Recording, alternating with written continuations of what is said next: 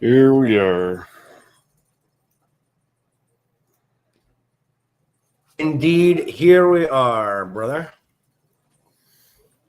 Volume turned up here. Careful with the ostrich. Probably an odd line to hear. Not a real ostrich. It's a little stuffy buddy. There you go, guy. Oh, yay. Yeah. And he's just beating on him. My God. It's stuffed animal abuse. It's animal abuse of the stuffy variety. Oh, no. And this is why I dubbed myself today High Chief of Nonsense. But as our good friend of the show, Scuba Sam, could tell you, as a parent, whenever you're dealing with kids, you're dealing with a certain level of nonsense. Yeah. So greetings and salutations, ladies and gentlemen, and welcome once again to Culling the Nerd with our host, the good tech guru, also calling himself today Just Some Gamer, Brother Cortex. Yep. Just And some dumb gamer. And your co-host, the High Chief of Nonsense, Byronofsidius, also known as Dad. Yeah, I see you got Wally. Geez, you really wail on him. I don't know why he's just decided he doesn't like to let Wally have a peaceful day, this poor stuffed ostrich, but it started a few days ago. He decided Wally had to be beaten against every hard object that he possibly could find. And I will admit, for a cheap Beanie Baby stuffy, this thing's a trooper. It has managed to put up with every beating it has received thus far. And the beatings apparently will continue until morale improves. Good God.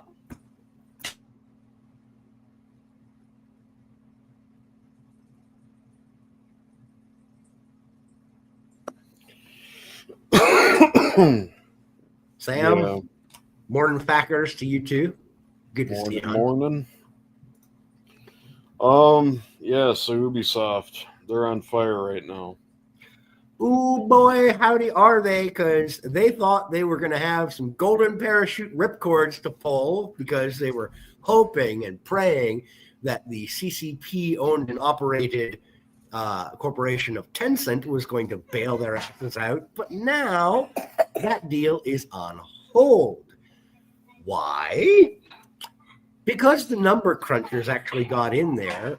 And much as I'm not prone to giving, hi, Wally, credit or credence to any communist, they actually have accountants. And these accountants, despite the fact that they are literal communists, they do have a certain degree of willing to say, hey, numbers can't be lied about when they are so obvious.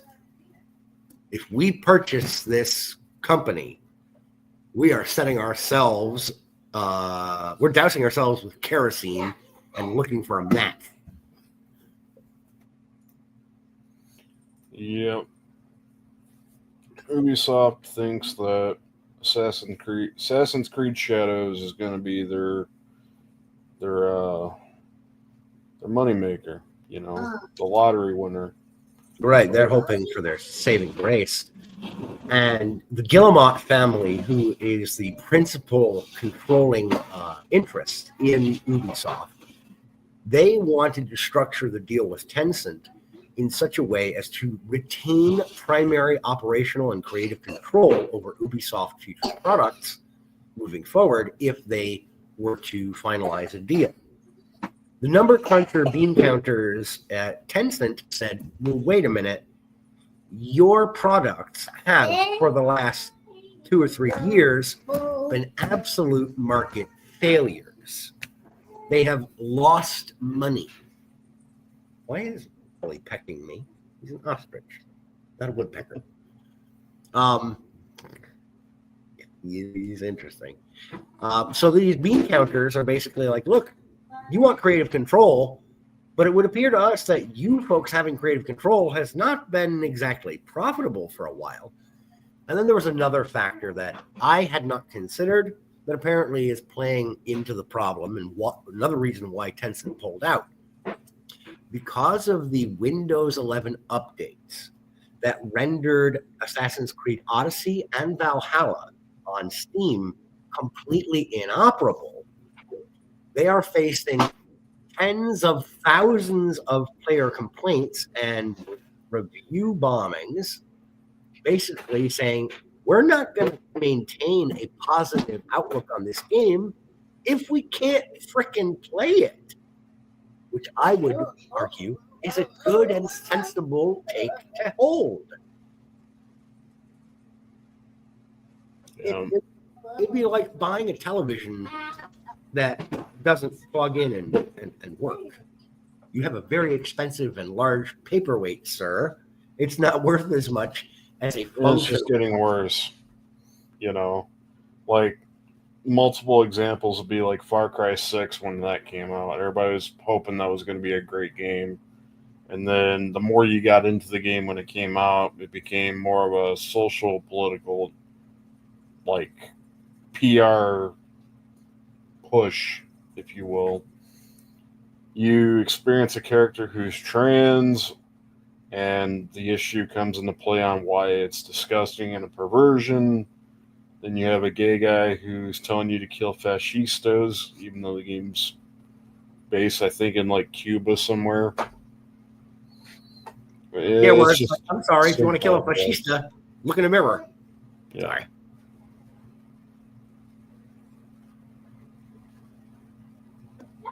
Yeah. So the whole thing has been put on an indefinite pause. Now, Assassin's Creed Shadows was also rather hilariously pushed back once again. It was planned originally to come out in the calendar year 2024. Due to controversy and pushback and a lot of people being displeased and the good people of Japan piping up and saying, hey, you're trying to alter our history. You're trying to fuck with our culture. And by the way, you're not using appropriate or accurate representations of our culture historically. What is wrong with you people? So they lost support in one of the more vital areas that they needed to have support from if they were going to continue forward with this project, which is the people whose culture and history you are ostensibly basing the narrative and the environment of this game upon. This thing is a dumpster fire.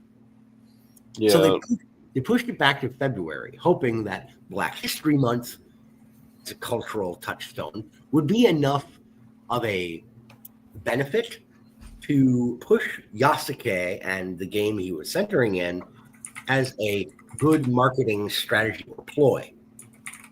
They got called out for pandering. Uh-oh, what do we do now? Let's push it back even further to March. What else happens in March, late March, that we know of here in the United States? Sorry, hold on. I was going to bring up an image here. Sure thing.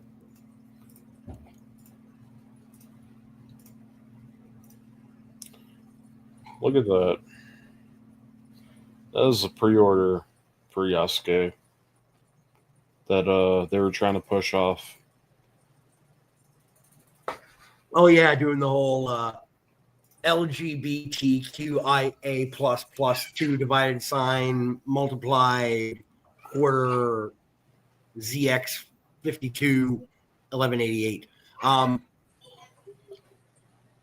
This horse shit that they were trying to garner people's interest in.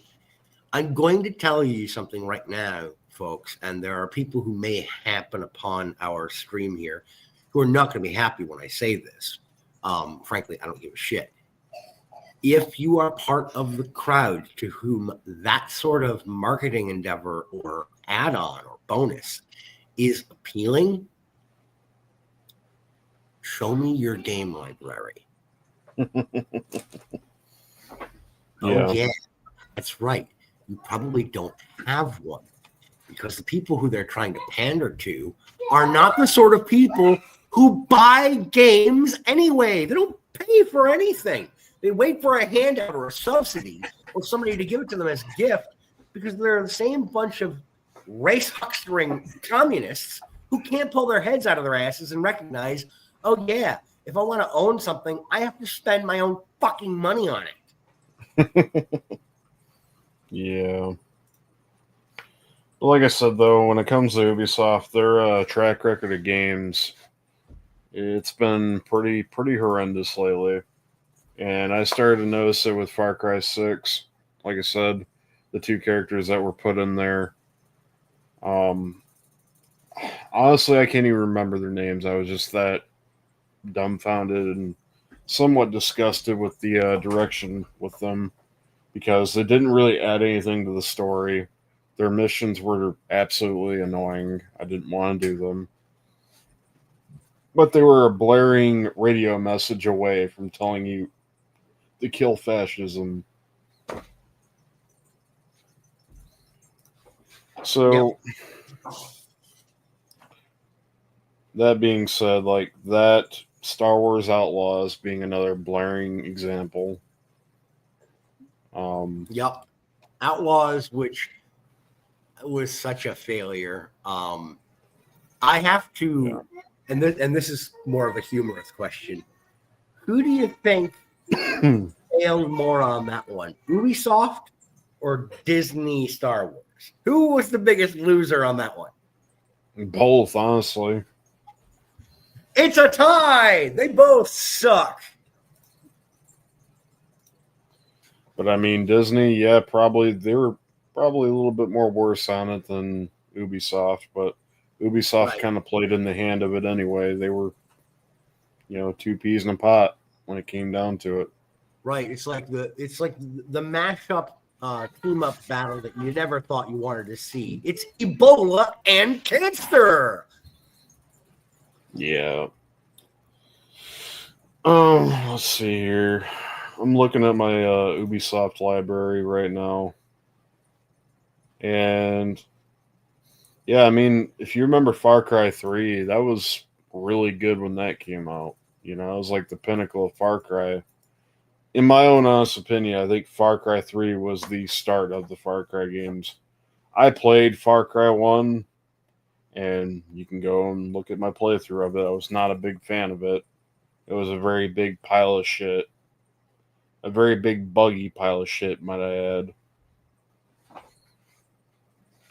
Which, the second game, you have to apply fixes to through the Steam version just to get the game to function out of the box.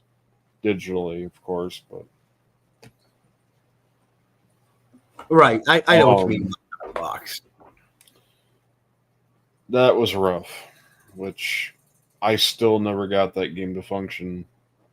And I tried to do a playthrough of it, and characters were bouncing for no apparent reason. The game was constantly crashing. And I have a very beastly rig, and I have a very beastly rig when it comes to computer I am gaming. familiar with the capacities of your machine. Mm-hmm. Yeah, Far Cry 2 was a dumpster fire, to say the least.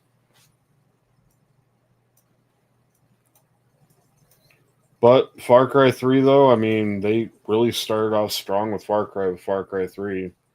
Far Cry 4 came around. It was all right, not too bad. It was in between of I could play something else and this is all right kind of vibe to it. Far Cry 5 came along, which was the one that was set in Montana with the Doomsday cult. Right, the prepper cult. Yep. The what'd they call themselves? It was Joseph Seed. That was the leader. I'm just trying to think of the name of the group that they had.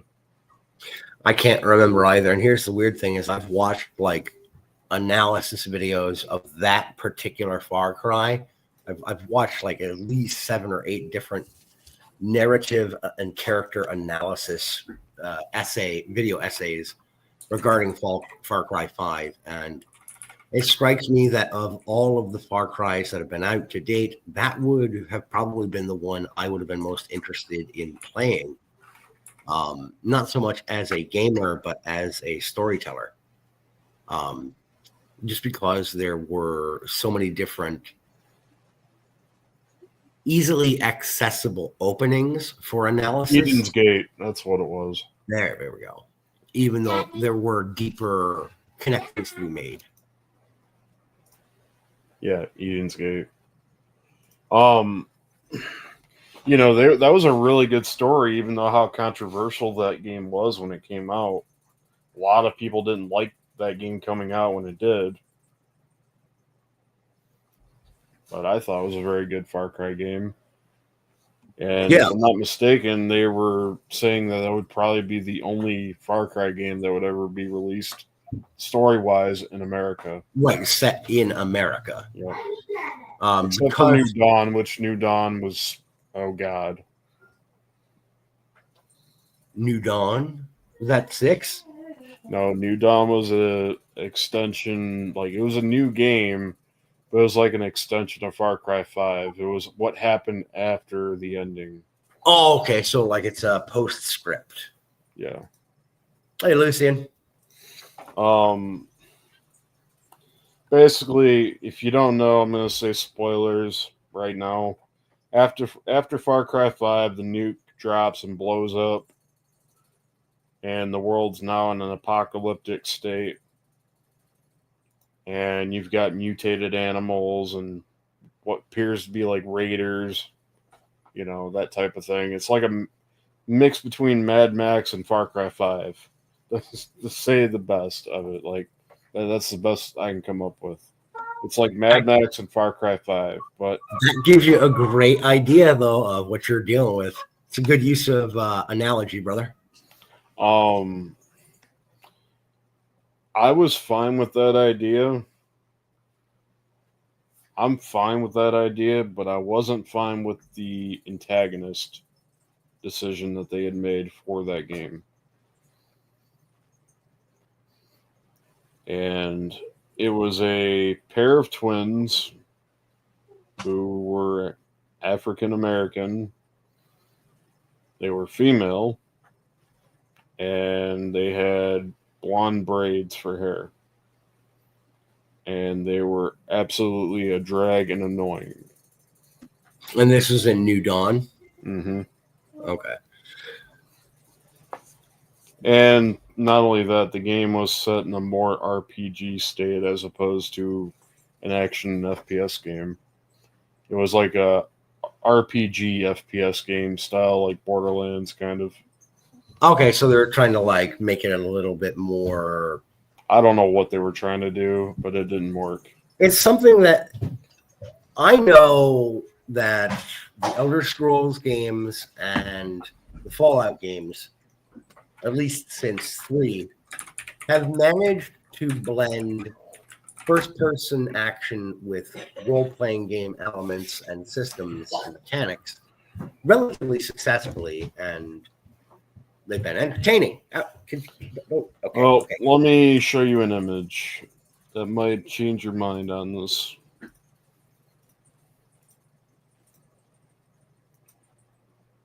What do you see there? I see smug nonsense. Smug nonsense that makes me want to ask why. You also notice the person that's on the car there? Yeah, that's kind of unavoidable. Yeah. And it's also, I think, telling that there's such a... You know what? I'm actually not going to get into it right now because we are less than half an hour into the show, and I don't want to get us yeeted off of YouTube already. But I'll just say this. I do believe there is a racial motivation in this picture.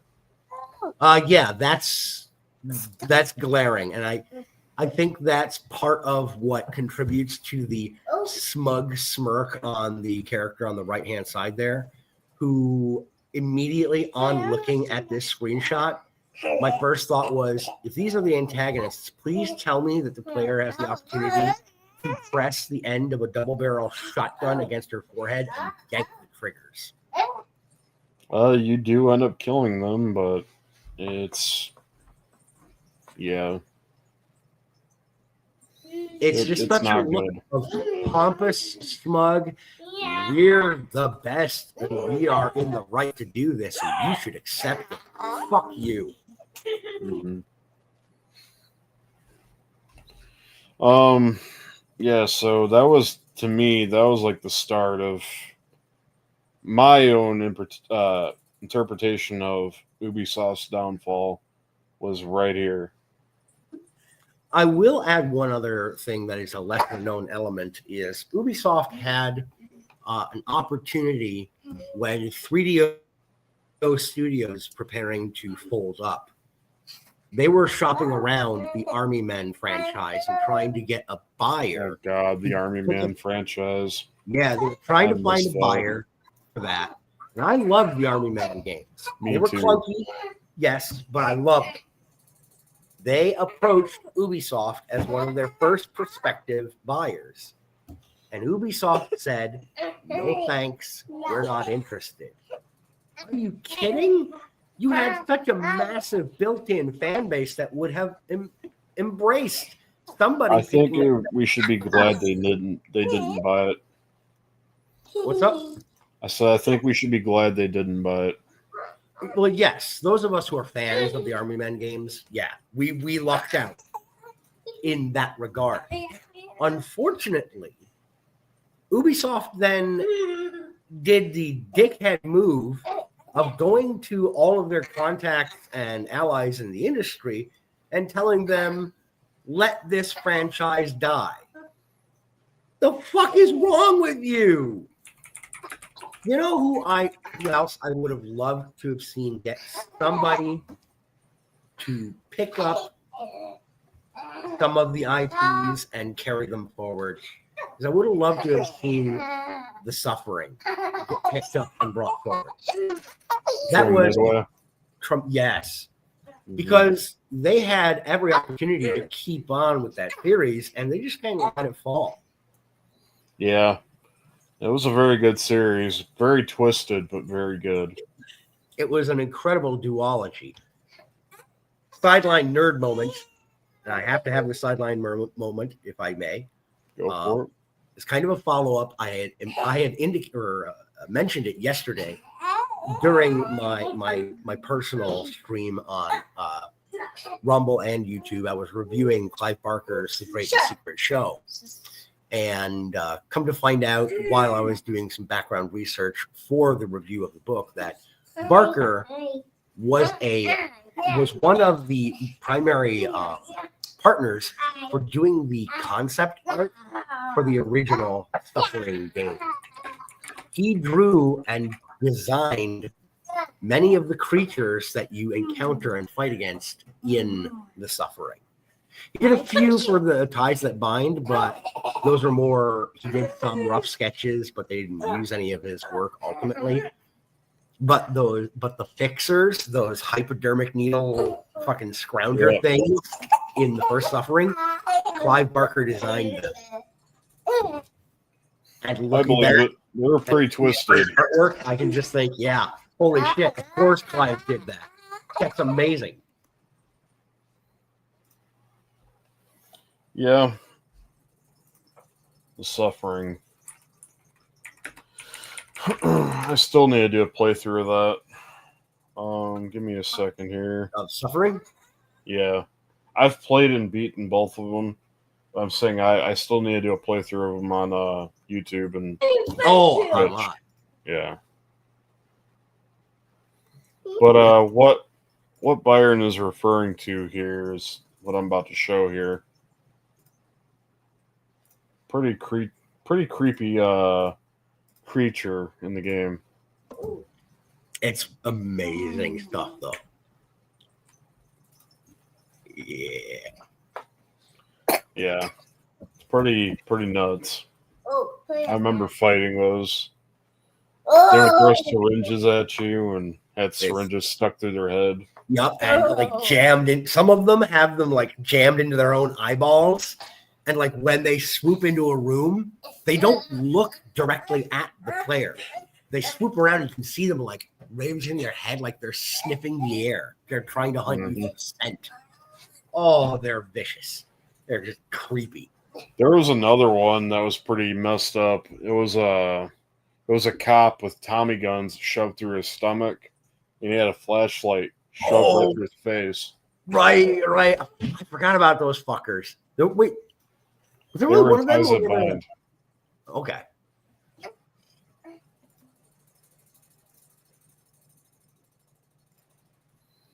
Give me a second. I'll bring them up. Sure thing. I'll be back in a moment. He's asking me to come downstairs. I'll be back in a moment. Yep. Yeah, the bestiary in both these games are pretty wild. A lot of different crazy creatures that they made.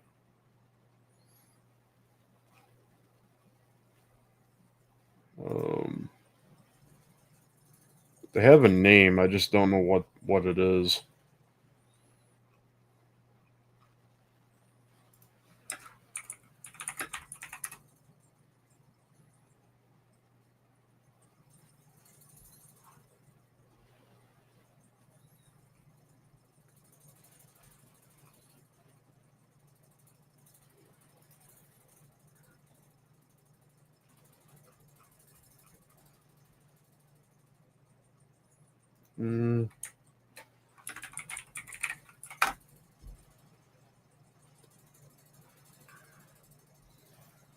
Give me 1 second, y'all.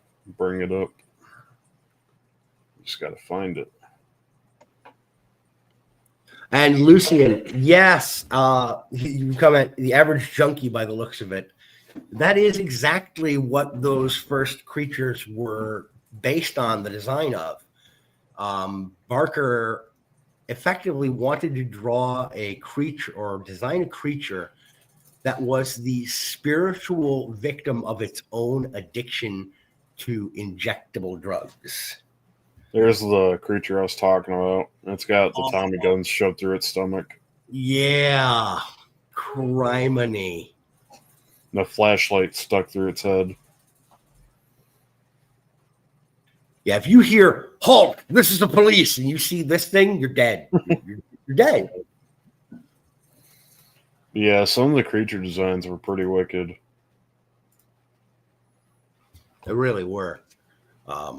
Beautifully creepy and just cringe-inducing.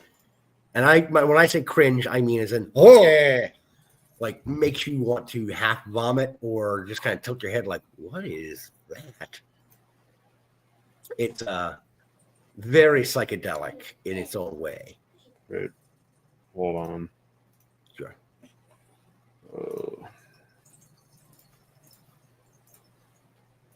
There we go. That was from Ties That Bind right there. That's one of the fixers. Oh, yeah. The fixers, because they're always looking for a fix. You know, it's odd to me that once upon a time, in the video game space, horror games really were kind of the redheaded stepchild. They were not deeply appreciated, particularly in the like PlayStation 1 era. While there were a handful of really great horror titles, they were viewed with a degree of skepticism and held at arm's length as, yeah, this is neat, but we're not going to make a lot of these. We're not going to let this be a big genre. This is not something that's going to be uber successful. And prior to the PlayStation era, the notion of a horror game really was exceptionally rare in the console gaming space. You did have them more commonly on PC, especially in like text-based games format. You could more easily find examples like Maniac Mansion or Day of the Tentacle, which was more humorous, Grim Fandango. But you did have text-based games as well, like Abyss of the Deep, which was kind of an early attempt at psychological horror blended with or mixed with some Lovecraftian elements. Lucian says earlier games relied a lot more on psychology due to the technical limits. Yes, they did. Yep. You didn't have as much reliance on pop and flash and jump scares. That came along with PlayStation 1 era, Alone in the Dark and the New Nightmare, Resident Evil, Fear, Silent Hill, and Fear was Fear was a PC title first, right? Yep. Okay. And yeah, I mean Doom as well. Doom 3. Yep. Doom 3 really leaned a lot more. Doom 64, I would say, leaned audibly, at least, and in level design, a little bit more into the horror area or arena, as opposed to just high octane action first person shooter, kill everything. Which, hey, I like. Well, Doom 3 wasn't exactly like that. It was confined spaces in the dark. That's what I'm saying. Is prior to that, it was high octane shooter. Yeah. Doom 3 leaned more into the horror, especially with the flashlight element. Yep. That mechanic alone, I think, added something that you seldom see such a tiny thing pay off so well, so brilliantly. I'm trying to find a good picture, but there was another creature from The Suffering that I liked, and it was the Marksman. I don't know if you remember the Marksman or not, but I remember in the first Suffering when you were first escaped out into like the prison yard that they were the biggest pain in the ass to deal with because they were hitting right you. Here. Yep, because they're hitting you from fucking out of view, and until you have some idea of where you're being shot from, you can't fight them. But you can fire wildly into the distance, but the thing about the Marksman was you couldn't sit still because if you did, they would use all their rifles and target you and start blowing your limbs off. Right, you're just blown apart. You're Swiss cheese in seconds. You had to constantly move around with the Marksman. Yep, you had to be on the move, and don't run in a straight line if they're behind you. Serpentine. But the design alone of the Marksman was like this big, like grotesque monster with a bunch of rifles fused into its back of other men. Right, like it was the culmination of snipers, a culmination of actually a firing squad. Yeah, especially given that I think, if I remember correctly, that was one of the forms of execution on the island where the prison was located.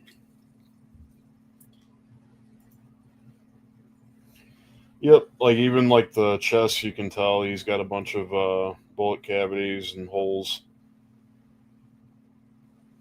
Right, that was something that I found curious and always wondered about. Do you think that it's possible that the Marksman was a fusion of victims and executioners? I think both, yeah. It was like in between the prison and I believe it was like stuff that had to do with the war as well, like POWs being killed that way.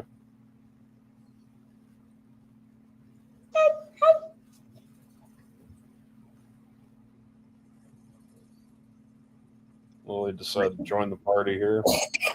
Yep. Hello, Tobeans. So now that we have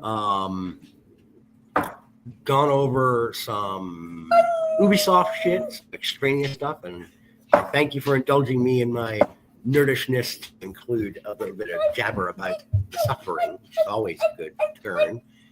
I know that you want to dig into and dive into some Warhammer updates or situation. I mean, it wouldn't so much be about updates. It's more along the lines of why.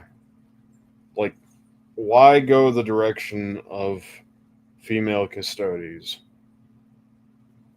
I don't. That's what I don't understand. Space Marine 2 sold tons of copies just alone for the sheer male dominance of the game. I mean, that's kind of the whole point of it. When you look at Warhammer, their poster boy is literally Ultramarines. Space Marines, the Adeptus. What am I trying to say here? I keep thinking Adeptus Custodes. The Adeptus Astartes. There we go. I kept trying to say Custodes in my head, but the Astartes. They're literally the poster boy of Warhammer. Period. When you think of Warhammer, you think of Space Marines. When I first got into or interested in the hobby altogether, it was my assumption that was all there was to it was Space Marines. And that's when I started learning more, especially touching base with you. Mm. The you have like all the different chains of like sub-factions within the Imperium. Like the Astra Militarum, which is the Imperial Guard, or formerly known as the Imperial Guard. They still mention them as the Imperial Guard. And the several regiments within the Imperial Guard.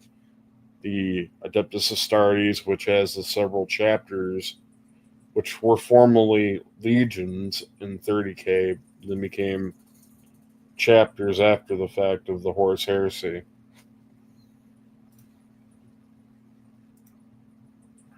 Formerly the Imperial Army, yeah. Like I said, to sit there and to pretend otherwise, especially for Games Workshop, to have it in their own lore and then to change it after the fact and be like, no, there were always female custodies, and that wasn't always the case.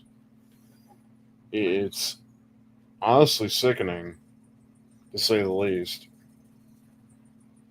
To sit there and gaslight your fans of, a couple decades of just sheer loyalty to what is Warhammer.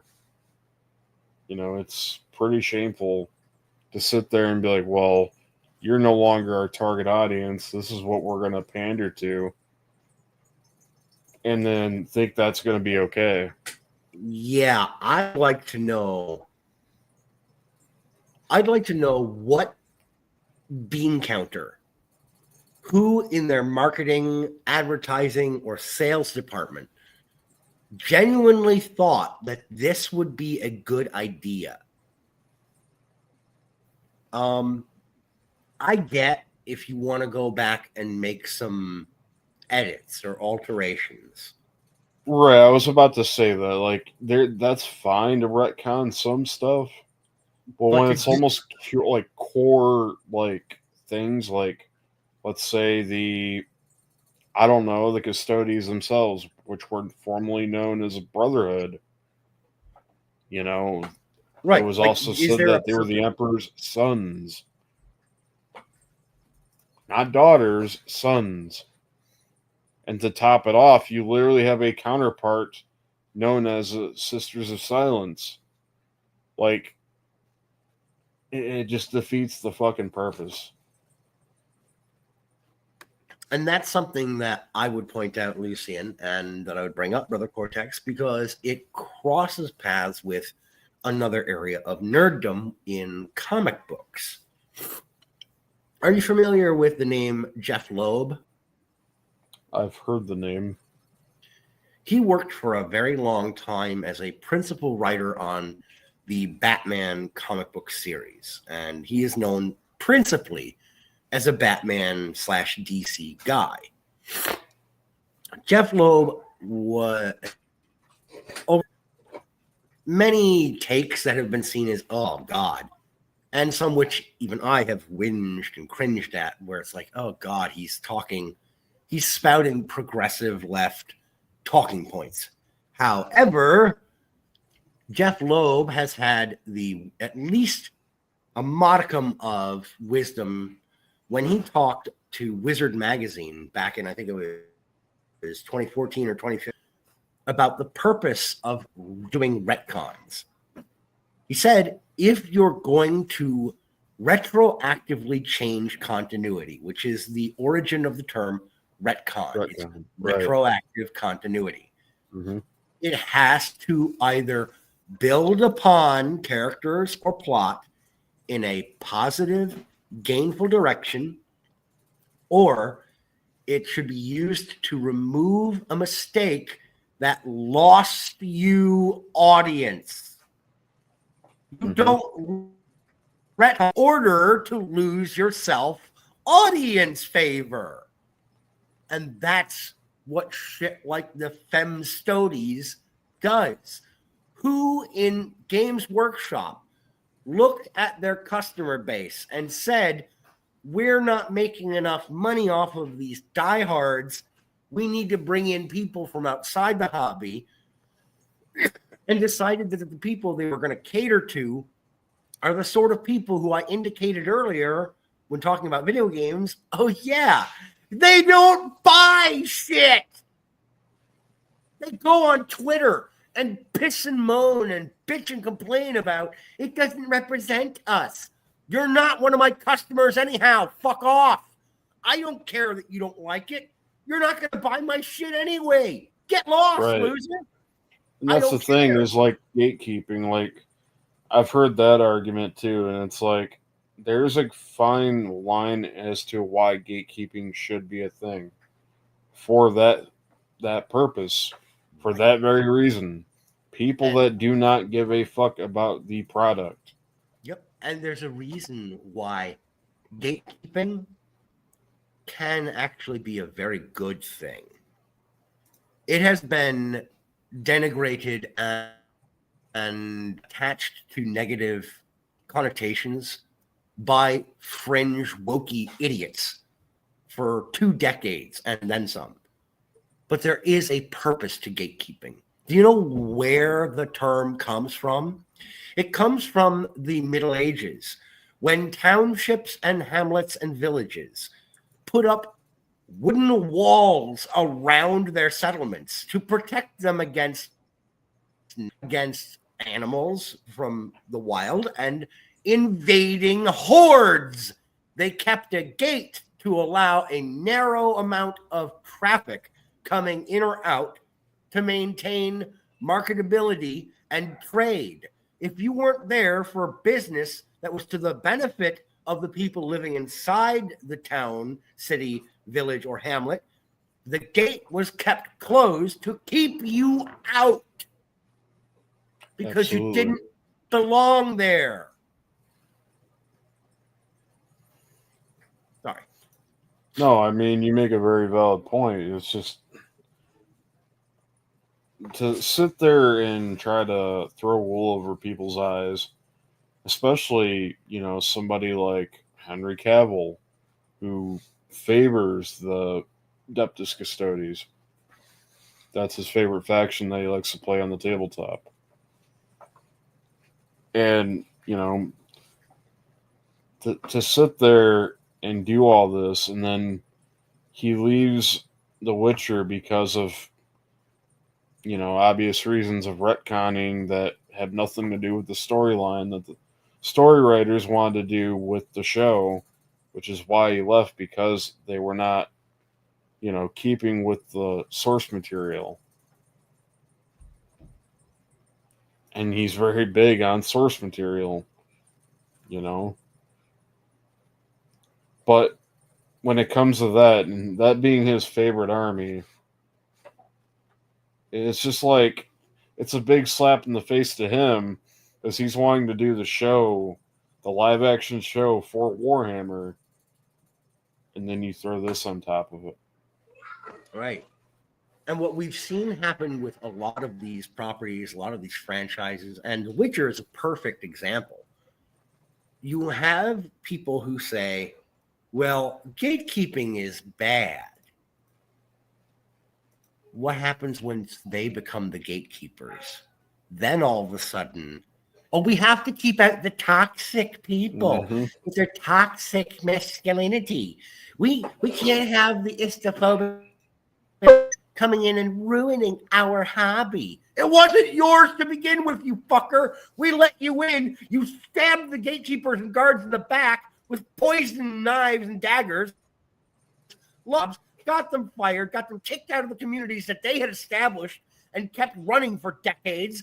And then once they decided, because they survived somehow, that they wanted to come back in and fix shit, and they brought their toolbox and they brought their knowledge, you told them they weren't welcome anymore.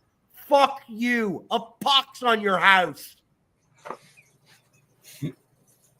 Yeah. So this is like the whole thing, though. Like the big boycott to Games Workshop, which, by the way, they absolutely deserve because of the cease and desist that they did with all their like imagery and symbolism and what have you. They were taking down people like Sodas who made fan content with Source Filmmaker, and he made a couple different films that were Warhammer related, and eventually he got a cease and desist and had to take all his content down. And this is one of those rare instances where it didn't even just affect that, though. It also affected game mods, too.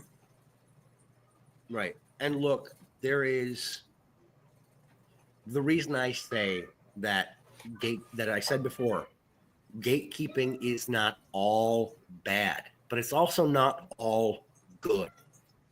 And this is an example of it, what you're referring to, where the people at Games Workshop, they had some hyper vigilant, perhaps coked out guards on those city walls who someone came to the town and said, hey, I can make a few improvements and bring you more business.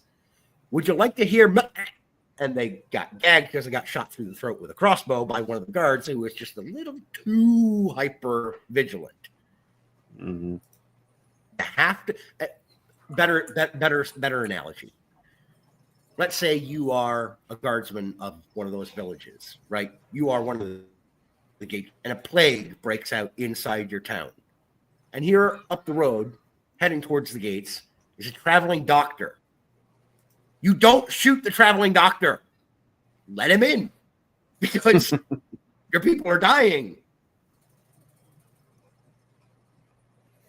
Yeah.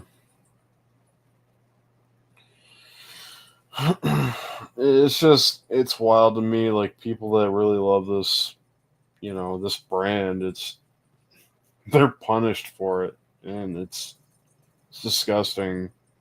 So like when people like the fans come together and they're like, you know what, fuck you, we're gonna download your PDFs and all of your codexes and all of your rules and not buy a single thing from you ever again, let alone, 3D printing their own models and all that.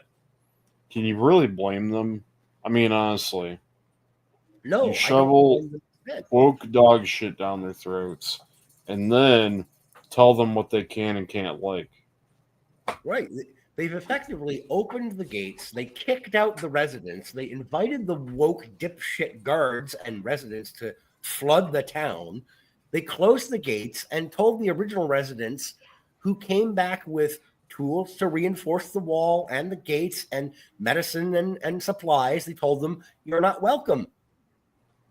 But we know how to build everything in there. Fuck you. We're going to go off and build our own shit. And rather than accepting that was going to happen, the folks at Games Workshop sent a forward battalion of soldiers to wreck that town that was being made by the people who were in the first town to begin with. I just like using medieval warfare metaphors. I'm sorry. It's kind of a thing. No, you're fine. It's just I don't understand where you like when it comes to something like that. Like, what do you hope to accomplish by punishing your own fan base that made you who you are today?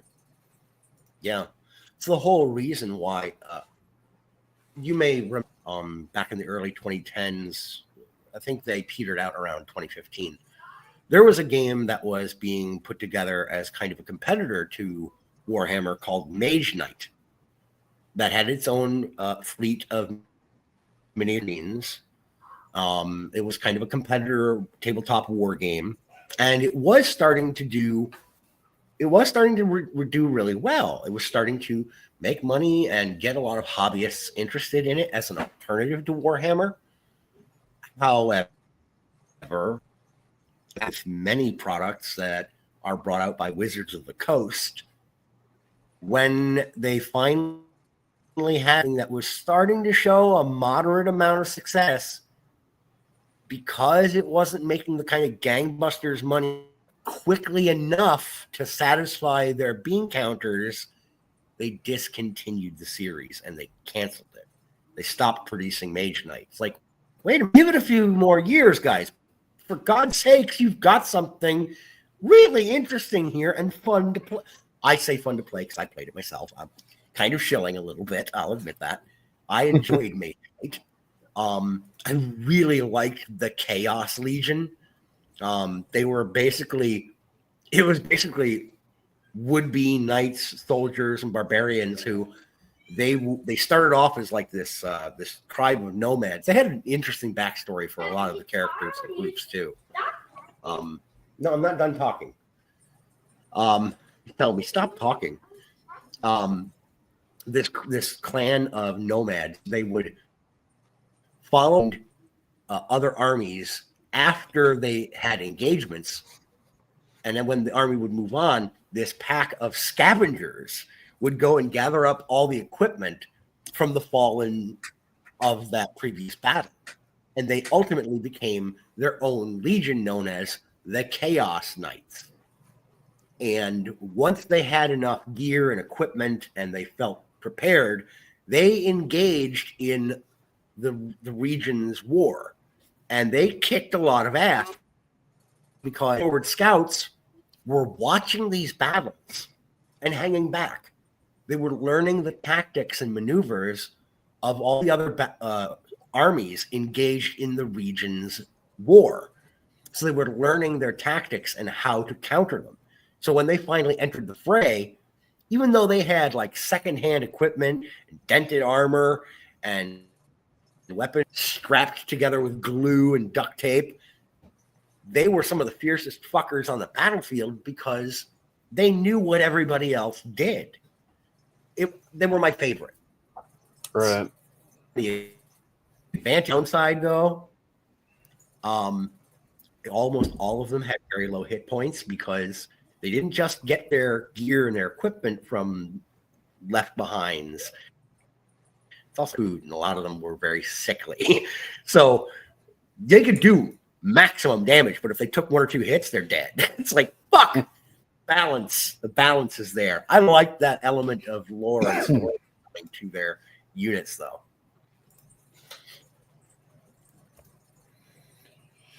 Yeah, I mean, it's just, I don't know, man. I really wish, like, I hope we hear more from the fact that maybe that it's just a rumor, but on the deal that there were custodies that were going to be miniatures that were female. To me, that would be a really, really bad move. Bad move, as I've stated before, is like, why would you do that when you already realize Space Marine 2 and why it was being sold for what it was? Like, what do you hope to achieve? The success of that game, which is nothing. And Lucian's making some great comments, by the way, very salient points. Crabs in a bucket mentality. And that's Lucian. If the only way that they succeed is if they eliminate all their competition. Look at what happened historically to the kulaks. Oh, you have a cow and some land that you can actually grow some stuff on? You stole. Hey, everyone else is starving to death. They stole it from you. It's such horse shit. But the fact that they have not yet produced any Fem Stoties miniatures, one can hope that they are not moving forward and doing that because they're looking at several factors. For one, things like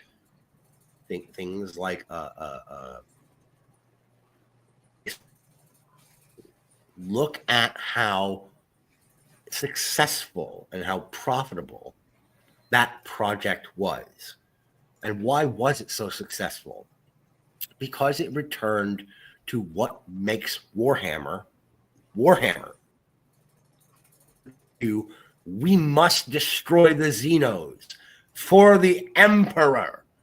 It returned to we will rip and tear. It's basically the Doom Guy mentality across an entire fleet of soldiers.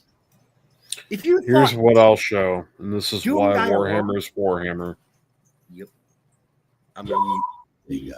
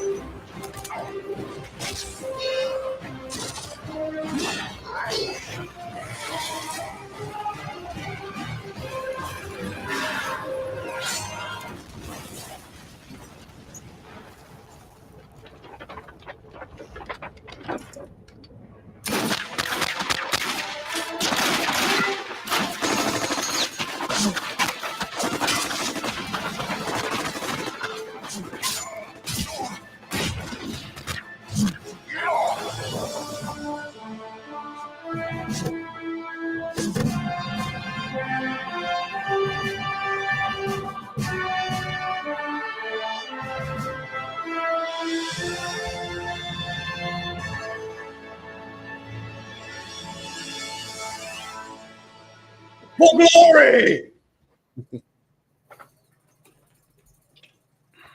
Look, that is Warhammer.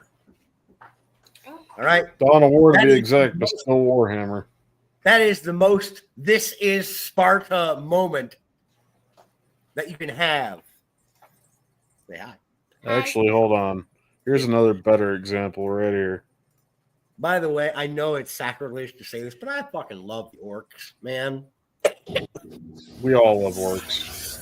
Yeah.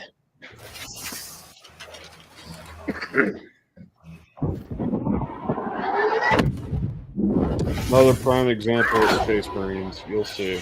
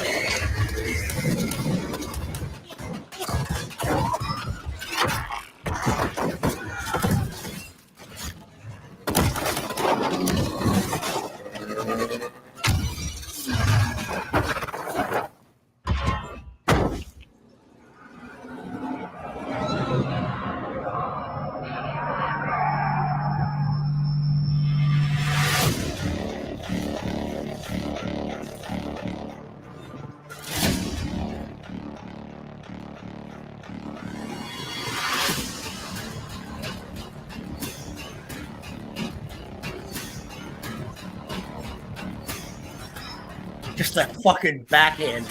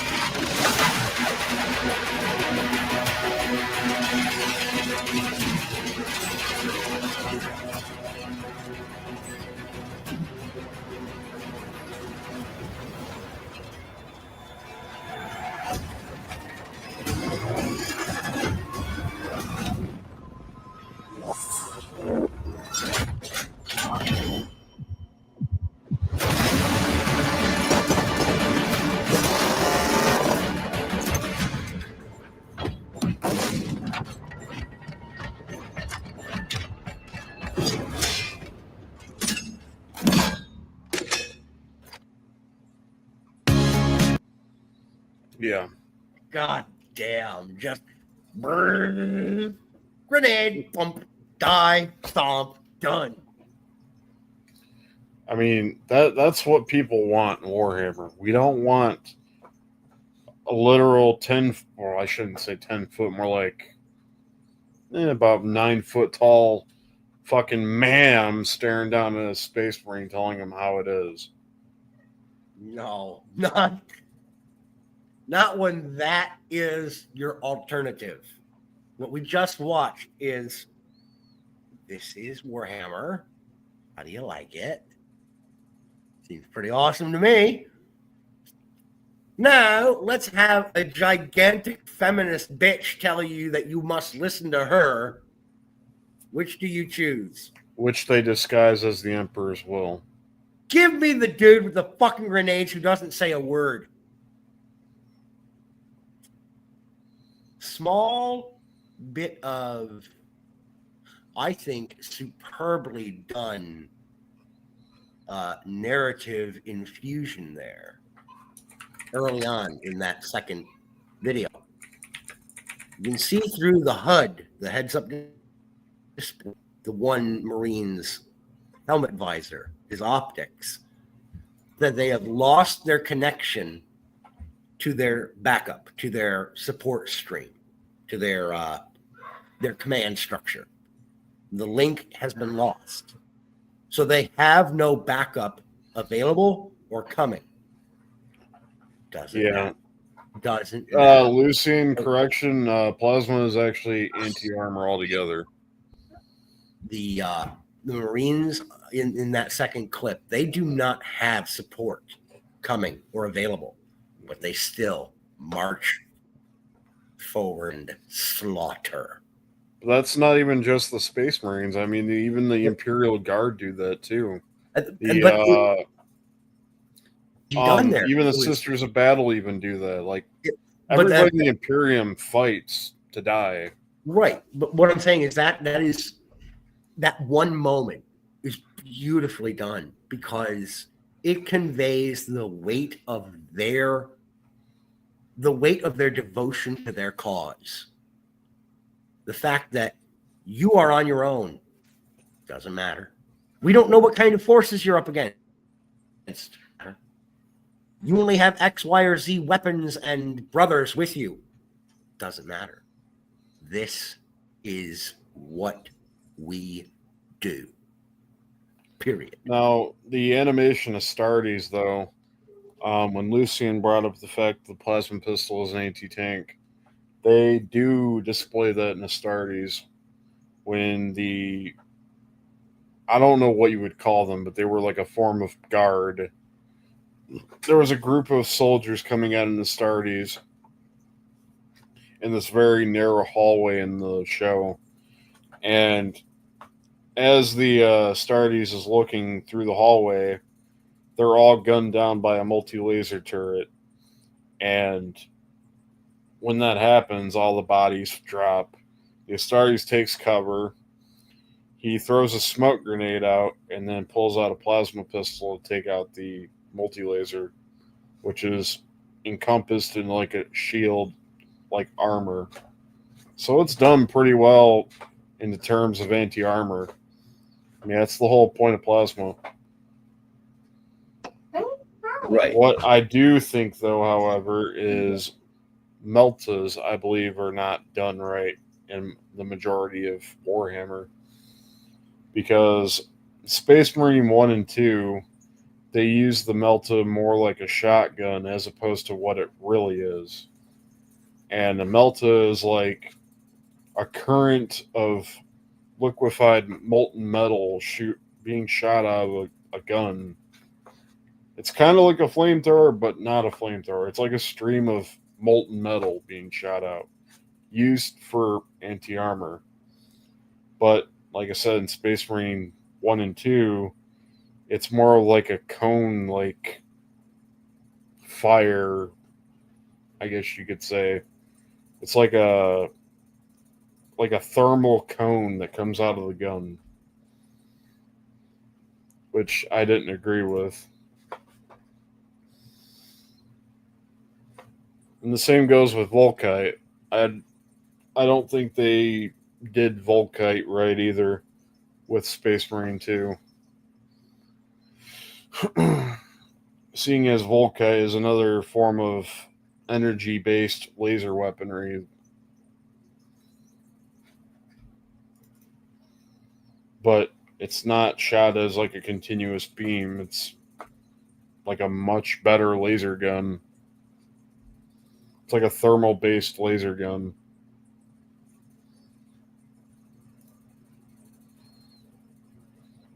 But I'm going to show another example of what Warhammer should be, real quick. Yeah, sorry, I'm just getting the boys prepped for a bath here.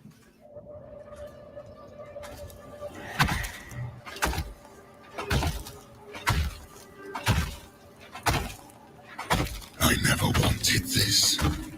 I never wanted to unleash my legions.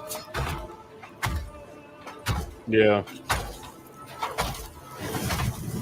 Together we banished the ignorance of old night.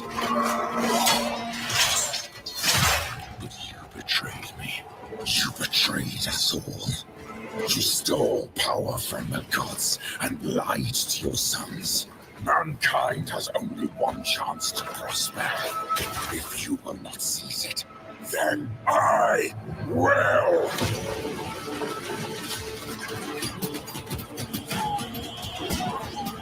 So let it be war.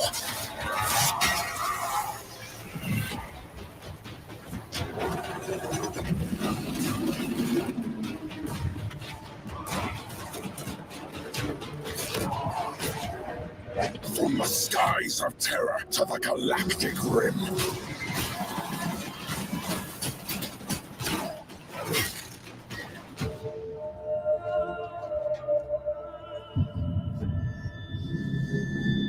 Let the seas boil.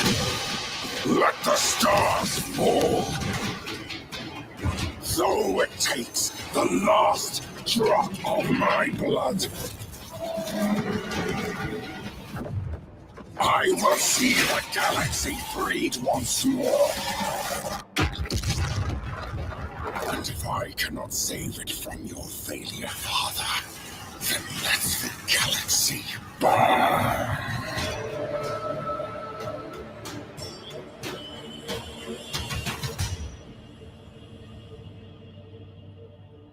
That's Warhammer.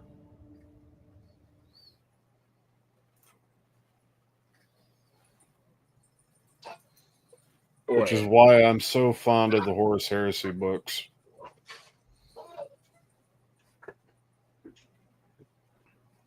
The Horus Heresy books are so insane.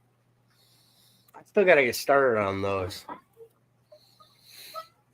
I have the first three. But I'm not trying to spurg out too much on Warhammer. It just irks me that the direction of Warhammer has gone the way it has. Well, and understandably so. You've been invested in it as a fan and as a...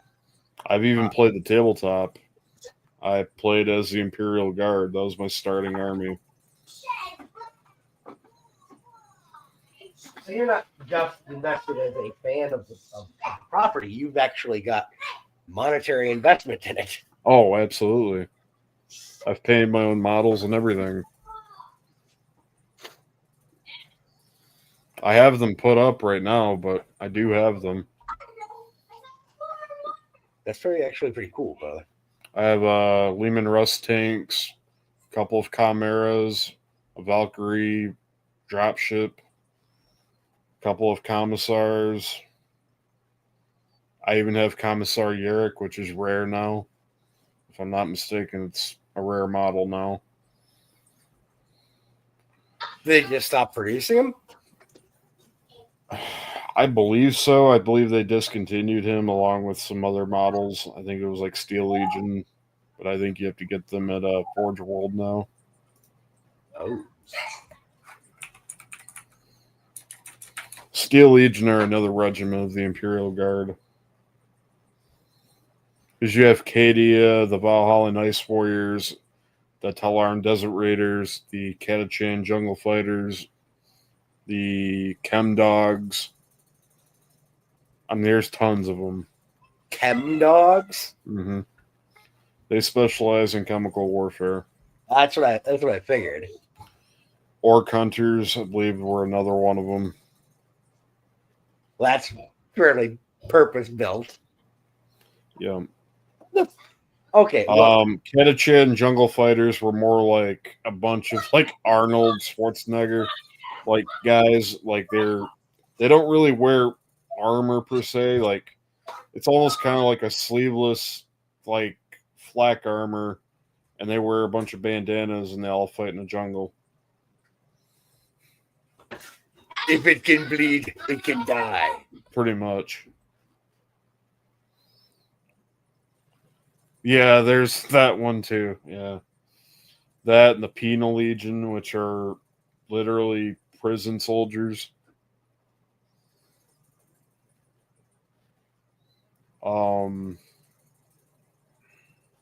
There's all kinds. I can't believe I didn't mention them. The Death Corps of Krieg, who could not, think of them? I fucking love the Death Corps of Krieg. The Cadians especially. You can't forget about the Cadians.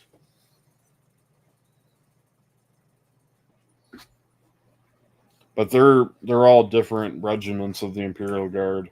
They're all normal human soldiers, but they're really cool. Give me a second here. I'm going to look them up. Imperial regiments.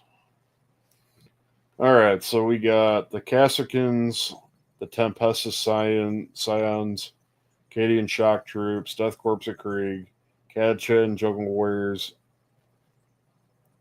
the Vestroyan Firstborn.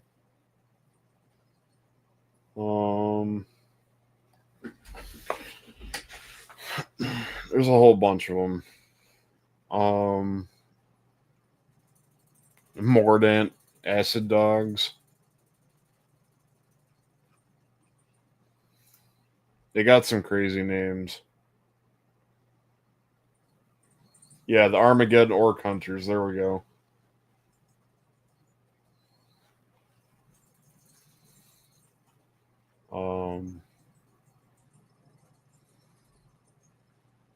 The Elysian Drop Troops, which are another one.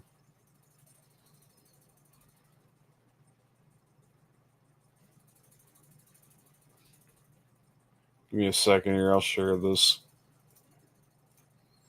I'm looking at the wiki right now.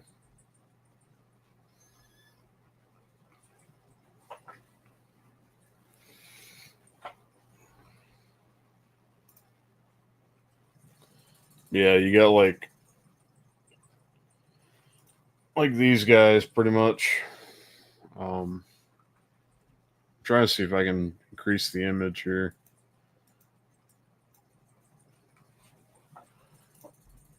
That'd probably be better if I just do this.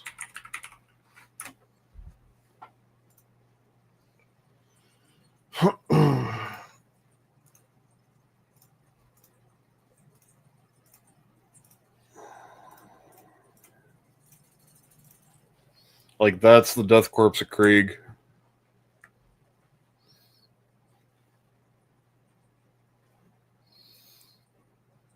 They're Imperial. You know that the gas masks, for some reason, kind of make me think of the Ranger armor in Fallout. Yeah. Yeah. It's that gas mask presentation. That's what does it. It's more of a World War I German aesthetic. But yeah, I like they're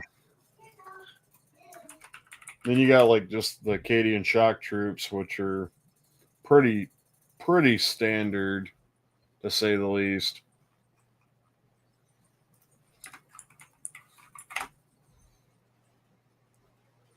Sorry, I had to do that to make sure YouTube doesn't get mad at you. It's not booze. Okay. Oh. Just more of the cream soda. I like the Springer. Here we go. Acadian shock troops, which are right here. Which look more like military, like regular military. Yeah, that's who I played as, was the Acadians. Okay, they look like a lot more like just regular human beings. Yeah, but when you get in like the more crazier regiments, like for instance, let's see here, like the Armageddon Steel Legion. They're still kind of generic, but they're pretty cool looking too. They're kind of like a mix between the Death Corps of Krieg and the Acadians. I'm kind of laughing. As far as the way they look. I'm kind of laughing at what Lucy in here said about that. I assume he's talking about the Naked Screamo ones, the Zymax clan. Their motto: "Belief will conquer bullets." I don't think that will hold true. But yeah, that's a Steel Legion right there.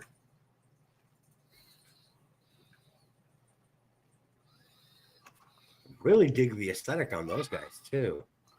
Yeah, instead of like cladding the flak, like the army green armor, they got more of like a uniform as opposed to armor.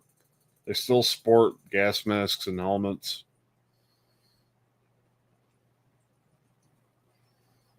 Yeah, they're fighting the orcs back here. You can see that. Frog! Let me see here.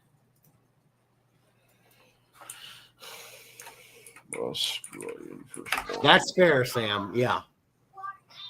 YouTube don't pay my bills. Fuck them. Right. But for my edification as well, Sam, because I am 13 years sober, I just also want to throw that out there. Like, hey, folks, I haven't fallen off the wagon. At least not that one. But when it comes to sugary shit, I'm always going to be off that wagon. Give me the sugar.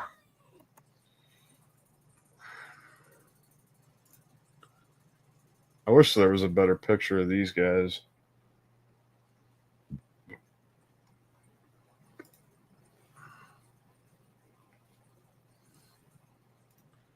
There's like I said, the Vestroyan Firstborn, which they got kind of like a weird Russian. It's like a, how do I put it? It's kind of like the Royal Guard, like English Royal Guard, but like a Russian mixture kind of look. Okay. It's about the best way I can put it. All right. I'll probably know exactly what you're talking about as soon as you bring it up on screen. All right. And Lucian, you're a Scotsman. You have a free pass.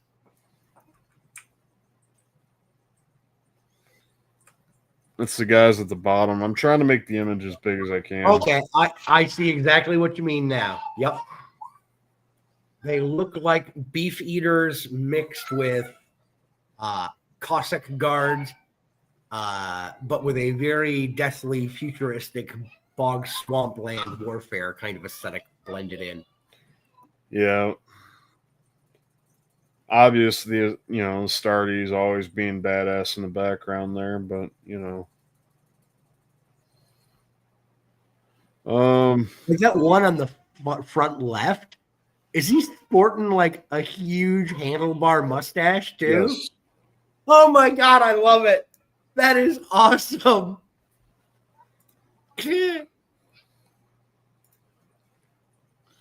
Yep.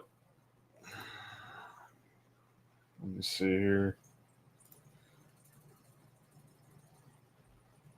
You know who he kind of reminds me of visually? That guy in the front left with the big bushy stash. He reminds me of, and this is going to be a weird scatological reference or analogy to draw him to. There was a character in a game called Chrono Trigger, and the character of Melchior. That's who this guy kind of reminds me. Look him up quickly, and I think you'll see exactly what I'm talking about. He reminds me of Melchior from Chrono Trigger. Ah, I see what you mean. Right? Okay, I'm not crazy. Well, I mean, I am, but okay. So there is a visual kind of like, oh yeah, I can see that. Yep. Nice. Bear in mind, I'm only able to mention that because for years I had not been able to play Chrono Trigger because when I had it as a kid, I ended up trading it away to a buddy temporarily. It was supposed to be a temporary trade, but his family moved across the country. I didn't actually get to play and finish that game all the way through until last year on my Datafrog SFC 2000 as a retro gamer. So yeah, the Praetorian Guard. That's another one. Melchior is still this is a chem dog. He's sporting the gas mask. Whoa! Look at those eyes.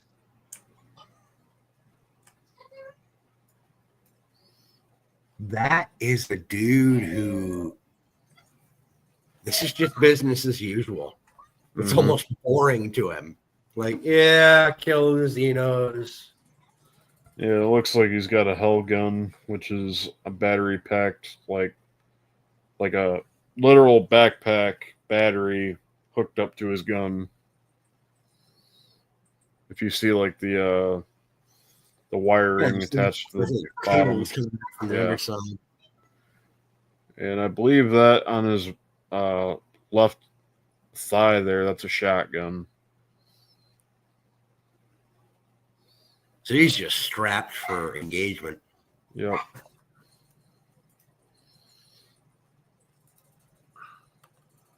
Let's see here. Yeah, he brought up the Praetorian Guard.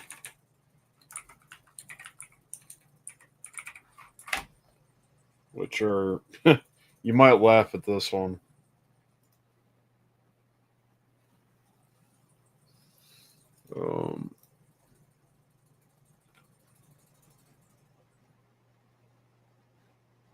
Let me see here.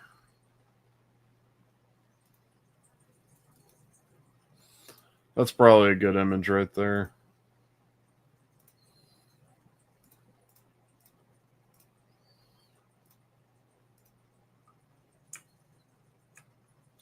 It's the guys on the left here. Okay, I know exactly what Lucian is referring to. Those fucking helmets and coats and sabers. That takes some balls.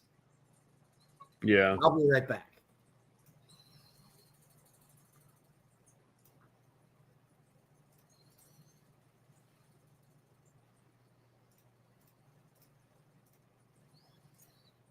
There's another good image. Them gunning down orcs.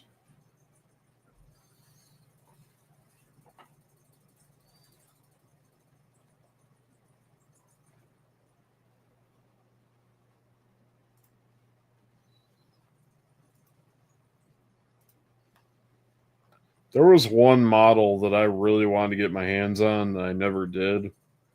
Mind you, at that point in time, I just stopped playing Warhammer altogether. But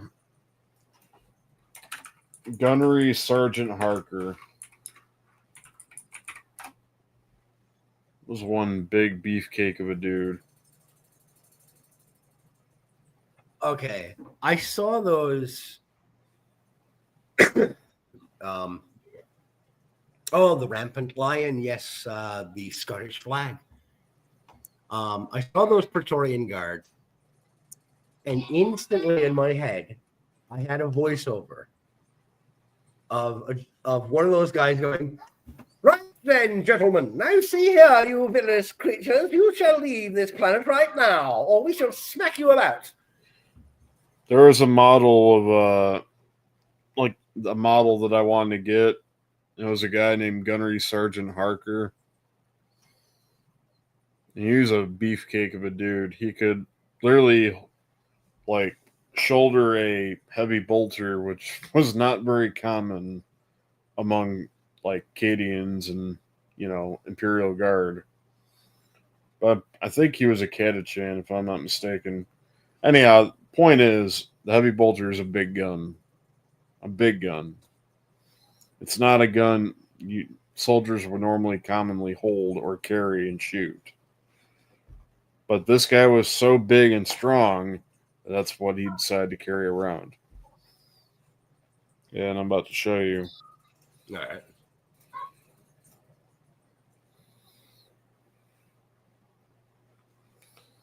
That's Gunnery Sergeant Harker. That's a drawing of art of him, but Aren't those the guns usually carried and wielded by the fucking Astartes yes. and the Space Marines? Dude is just hauling that thing around. Mm-hmm. I'll show you the model here in a second. Here's the original model that was painted.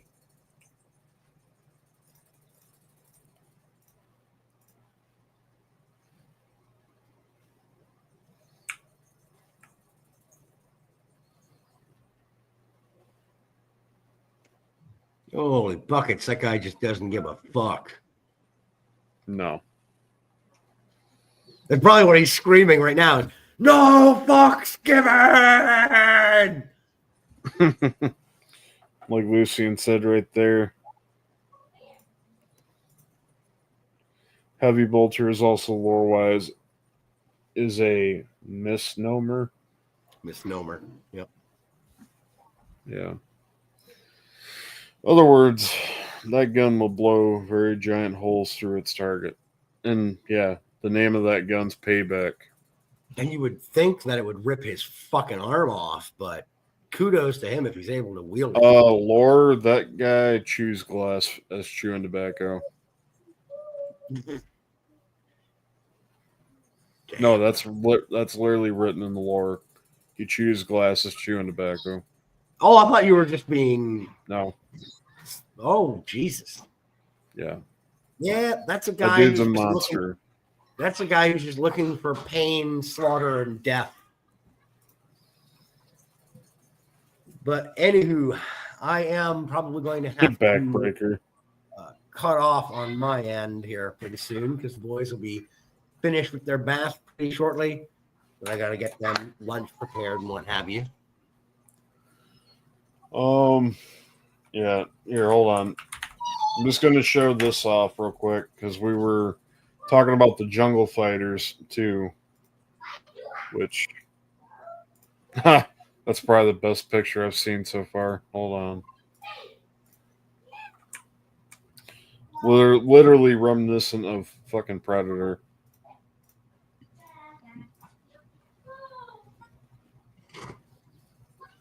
Nah. Fuck yeah. That's definitely got shades of, I can hear in the back of my head, Reaganomics. Sorry. Hey, there's nothing wrong with Reaganomics style Americana. God damn it, I wish we could go back to that era. There's another good picture of them. Oh, yeah. That's pure, like, late 80s, early 90s commando, suburban commando kind of vibes right there. Or I think of Ikari Warriors from the Nintendo. Like, this would be box art perfectly. Or like the guys from Contra. Yeah. Fucking A. Be perfect for that. I miss that fit.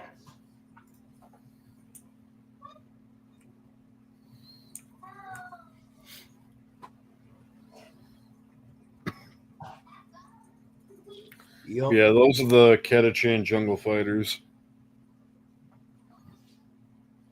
That's a fucking amazing aesthetic. I love that. Can I at least show one more example of... and that's all I'm going to show. All right. Give me a second here.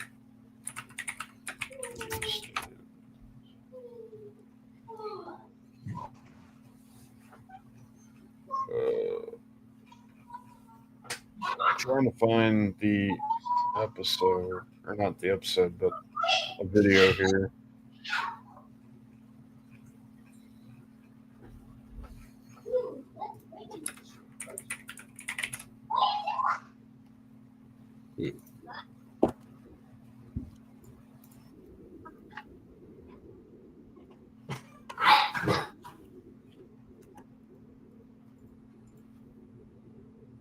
Okay. Oh yeah, here we go. This is the point of view of the guardsmen. What they deal with. Cadia stands! Kill him!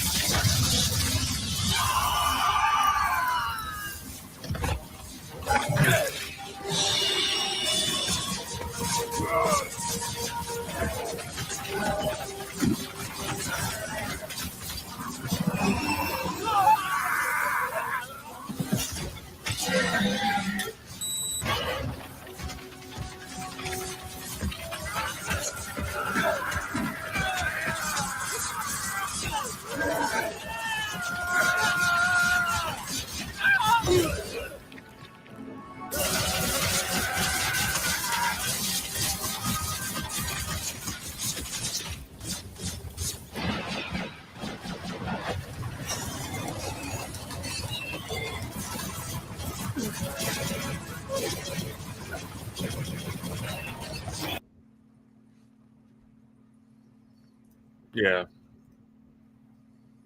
They get pretty much pummeled, but they still hold the line as best they can. Yeah.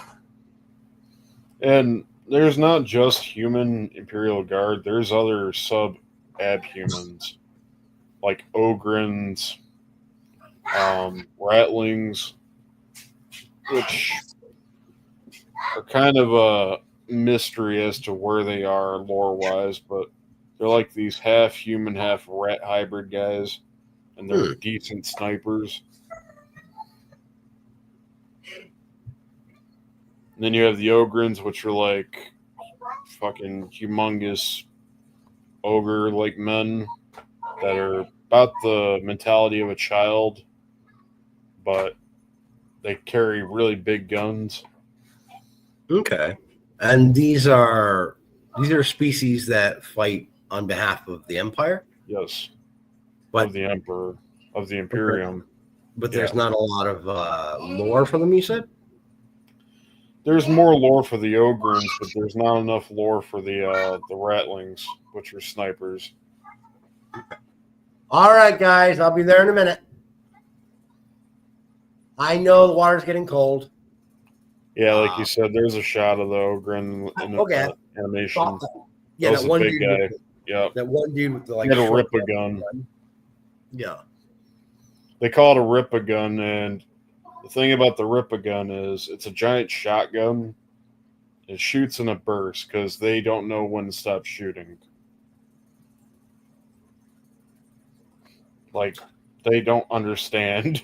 They know to shoot, but if they were to hold down the trigger, they would lose a lot of ammo because they would keep firing. Lucian says they're humans who mutated from being isolated during the Age of Darkness. Yep. Okay, so they're still considered human. Yeah, they're considered abhumans. Okay, but they're not Xenos. No. Different mutations, but they're still human. Okay. Same with like the Ratlings, which are, like I said, half rat, half human.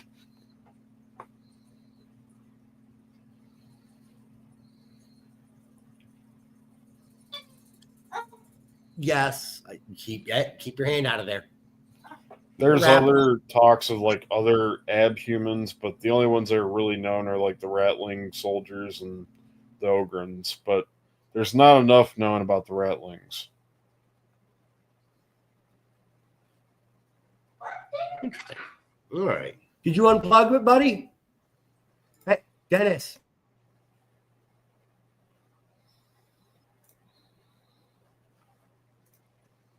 All right. Well, I got to get going, brother. Sorry to be abrupt, but these boys, they grabbed their towel. They got out of the bath. They grabbed themselves in their towels, and I'm going to get them dried off and dressed and then get lunch going here.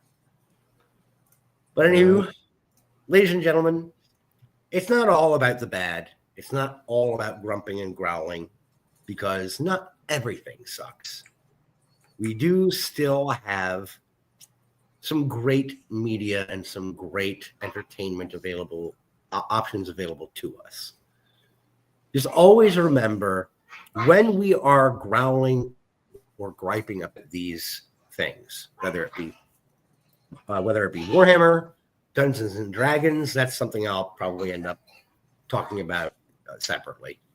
Whether it be video games, whatever the entertainment or franchise or IP is, the reason we grumble and growl about what has been done to these things is because it's not what it could be. It's no longer living up to its potential as a form of entertainment. It has been poisoned and turned toward an ideological aim that it was never intended for. We turn to fantasy and science fiction and horror as an escape from our everyday anything life. For that matter, any game, any book, anything for that matter, is an escape, an immersion to unplug our brain and plug it into something else. Right. It's supposed to be to allow us to dream, to be something momentarily engaged with that is not what we are. Okay, case in point. I play Stalker. I play a lot of mods on Stalker. I play these mods on Stalker that then immerse me and make me become somebody who I am not, which then immerses me in the world in which I inhabit within that game. Meaning I live a probably quote-unquote dual life that is not my own, even though I enjoy being in that moment of that other life, which is enjoyment and a hobby because I'm playing that character. It's like being plugged into a movie. Right. You know? You're sympathizing in that moment with the characters on screen. Yep. But, I mean, when things like that get messed with, yeah, we're going to have a gripe about it. We're going to say how we feel about it. And Indeed. that's that. Don't like it? Kick rocks. That's how we feel about it. Indeed. Well, on that note, we are out of here. It's been fun. We will see you all probably Wednesday and probably cover the thing. The Was that Thing. the plan? Yes, indeed, brother. Did you watch the Prequel? No, not as yet. It is queued up on my phone so that I can watch that during my breaks at work. all right, well, let me know how that is, and other than that, guys, I appreciate everybody coming through, and we'll see you later. Cheers.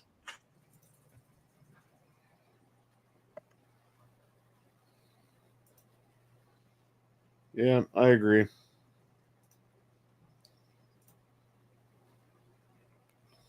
Take it easy, guys. We're out of here.